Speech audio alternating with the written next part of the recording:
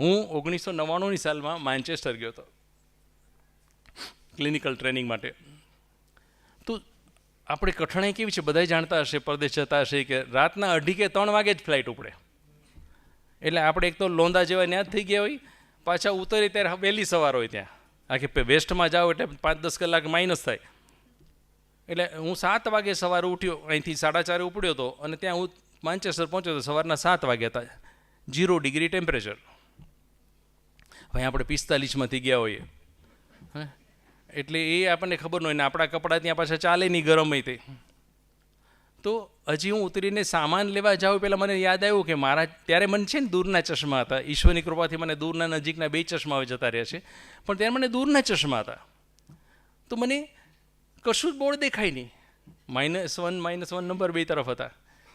એટલે કોઈને પૂછીએ ને તો કોઈ જવાબ સરખો આપે નહીં. અને આ મારો અનુભવ છે, ખોટો હોત માફ કરજો બધા, કે આપણે હંમેશા એક વસ્તુ માર્ક કરજો કે આપણે ત્યાં જઈએ ને તો ત્યાં જે ભારતીયો વસી ગયા છે ને એ આપણને હલકા ગણે હંમેશા. ખોટો હોય તો માફ ક્ષમા કરજો, પણ આ મારો અનુભવ રહ્યો છે હંમેશા આખી દુનિયામાં ફરું છું ત્યારે, કે ત્યાં જે ભારતીયો રહેતા હોય ને એ લોકોને ભારતના માણસો પ્રત્યે સહેજ આપણને નફરત છે એવું દેખાય આવે.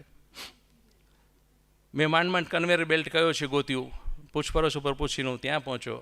એમ માન્ચેસ્ટરમાં કેવું છે કે ઉપરના માળે એરપોર્ટ, વચલા માળે બસ સ્ટેશન અને સૌથી ભોંયતળિયે ટ્રેન રેલવે સ્ટેશન. તો મારે રેલવે સ્ટેશનમાં જવાનું હતું, ટ્રેન પકડવાની હતી. મારા થેલો જે હતો હાથનો, આપણે કન્વેયર બેલ્ટ ખબર છે બે આવે આમ કરીને ઉતારવી પડે નહીંતર આગળ વહી જાય. તો મેં થેલો આમ કરીને ઉતાર્યો ને તો રેક્ઝિનનો થેલો તો ઊભો ફાટી ગયો, ચેન પાસેથી ઊભો ફાટી ગયો, અને 15 ફૂટના ઘેરાવા મારી બધી વસ્તુ વેરાઈ ગઈ. કૃતિકાએ નાસ્તો ભરી દીધો, થેપલા અને સુખડી બધું વેરાઈ ગયું આખા. તો ત્યારે હું બાઘો બની ગયો, કારણ કે પહેલી વાર આ એટલો લાંબા સમય માટે ઘરથી દૂર જતો હતો, એની શોખ હતો. અને એમાં આવું થયું. અને 344 પેસેન્જર, એટલે ગળદી કેટલી બધી હોય. એટલે મારી બાજુમાં આપણા ભારતીય એક ભાઈને બેનું ઊભા હતા ને, એ મારી સામે જઈને બોલ્યા ડિસગસ્ટિંગ, કે કરુણાસ્પદ કરી દીધું આ બધું. હું તો ગભરાઈ ગયો, મેં તો હું કેવી રીતે ભેગું કરવું બધું.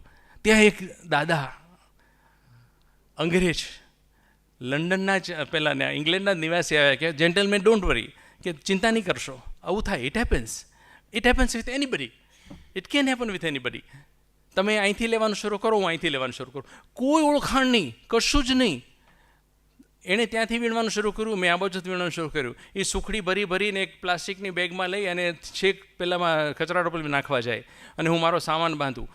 દોરી હતી, દોરીથી અમે થેલાને વીંટ્યો, માંડ 15-20 મિનિટે બધું હરખું થયું. ત્યાં હું આમ પરસીવ રેપ જેમ ન્યાના ટેમ્પરેચરમાં થઈ ગયો હતો. હવે એ દાદા આટલું કરીને હું હજી થેલો લઈને પાછો જાઉં ત્યાં તો જતા રહ્યા. હું એનું નામ ન પૂછી શક્યો, હું એને થેન્ક યુ ન કહી શક્યો. એ પછી ત્યાંથી 2 કિલોમીટર વોકેલેટર પર જઈને હું જ્યારે ટ્રેનમાં ચડવા જતો ત્યારે મેં જોયું કે બીજી ટ્રેનમાં એ ચડી રહ્યા છે. એટલે હું દોડતો ત્યાં સુધી ગયો એની પાસે. મેં sir can I know your good name please, તમારું નામ મને જણાવશો? મને કે gentleman you look very tired, તમે બહુ થાકેલા લાગો છો, get enough rest and it happens, good bye, I help you because you are our guest. આજે જો મને પોર્ટ્રેટ દોરતા આવડતું હોય ને તો એ દાદાનો ચહેરો એમને દોરી શકું.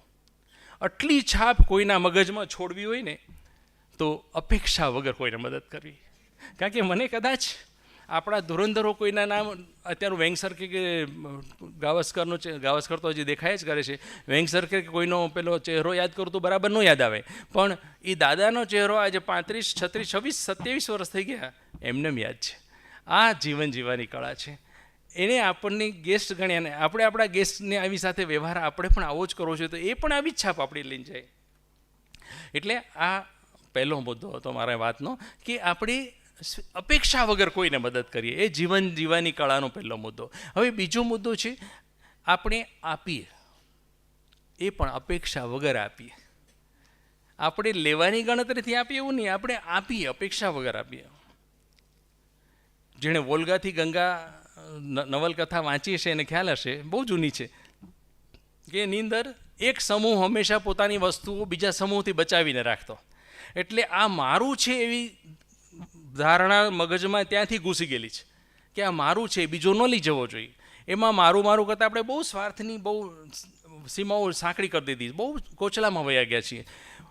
બૃહદ માનવી બનવાને બદલે આપણે સંકુચિત માનવીઓ બનતા જઈએ છીએ. એટલે શું થાય છે કે આપવાની વસ્તુ આવે ને ત્યારે આપણે સેજ હાથ પાછો પડે છે. હું એક એવા વ્યક્તિને જાણું છું કે દર શિયાળે મારી ગાડીમાં પાછળ ધાબળા પડ્યા હોય હંમેશા શિયાળામાં. એટલે જે કોઈ હું નીકળીએ કૃતિકા ત્યારે જે કોઈ ગરીબ દેખાય કે થથરતું દેખાય તે ધાબળો નાખતા જવાનો, ફોટો પડાવવાનો નહીં કોઈ દિવસ. અમારે એક ભાઈ એવા છે કે એણે એક દિવસ એને કીધું તું એલા દર વર્ષે એટલા ધાબળા આપે છે તો હું આજ નીકળું. એ રાતે ગયા, સવારે મને કહે મને તો કોઈ ગરીબ દેખાણું જ નહીં. એટલે કારણ કે તમે છોડી શકો છો ખરા, છોડી શકો તો જ થાય.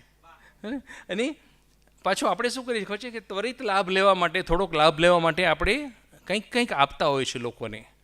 લાંચ જેને કહેવાય, લાંચ સ્વરૂપે આપતા હોય છે, જે આપણું દૂષણ છે અત્યારે. બરાબર, એ પણ જીવન જીવવાની કળાનો એક નેગેટિવ પોઈન્ટ છે કે જો એમાં સપડાયા તો પૂરું થઈ ગયું.